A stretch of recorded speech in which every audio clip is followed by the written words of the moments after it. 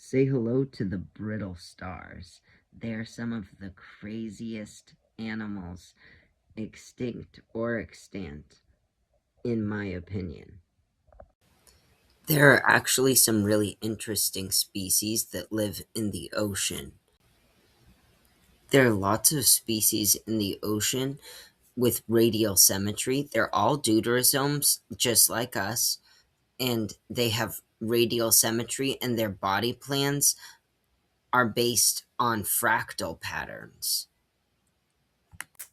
Cnidarians, like jellyfish, the stinging nematocysts, I think they're all venomous. All the Cnidarians. I think they all have stinging nematocysts. But some of them are like anemones. They're like not. They don't move around. So like the Medusa jellyfish, like when they that's only the final stage of life. Like there's a part where they're anchored. Some stay anchored all the time. Then there's the Asteroideea, the sea stars, and then there's also the brittle stars, which is really interesting. There's a really interesting thing going on with a specific species. There's a specific species, Wendtii, that's very interesting. The way that its visual system works is entirely unique. Not only is it lacking eyes and a central nervous system, but it is able to perceive visual information based on photoreceptive neurons throughout its body, combined with the chromatophores, because it can change color, and it changes color depending on the time of day. And during the day, it's red. At night, it's black. And so it can see when it's dark because the chromatophores expanding allow it to see, but in 360 degrees, in a way that we can't even conceptualize.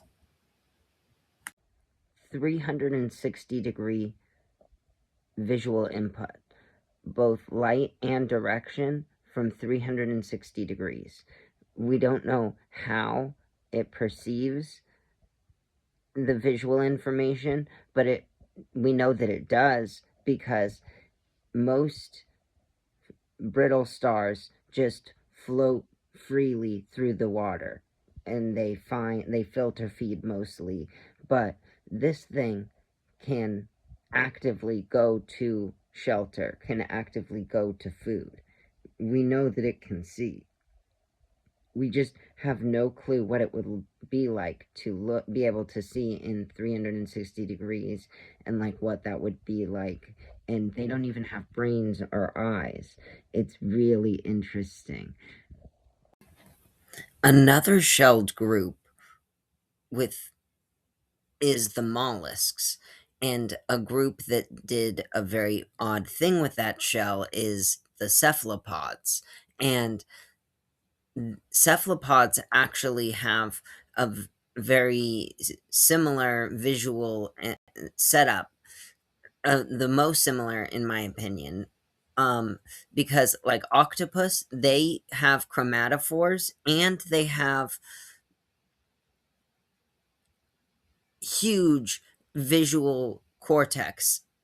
They have a nervous system. They have 9 brains. They have a lot of it is devoted to visual input, and they can see polarized light. They have very cool pupils, and they get a lot of visual information, and they are very intelligent, very active hunters. And so they use what they see and process that information. And the way that Wendtii it processes that same information, I would just it's so alien. I can't wrap my mind around it. It's beyond beyond comprehension.